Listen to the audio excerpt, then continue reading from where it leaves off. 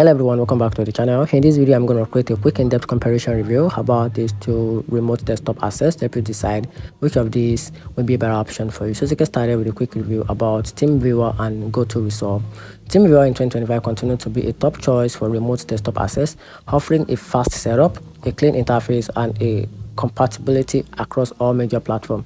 It ideal for both IT support and personal use, but its commercial plans are pricey, but some user report slower connection under heavy load. It's strong on global connectivity and easy remote control, but lack integrated service desktop featured without hat-on.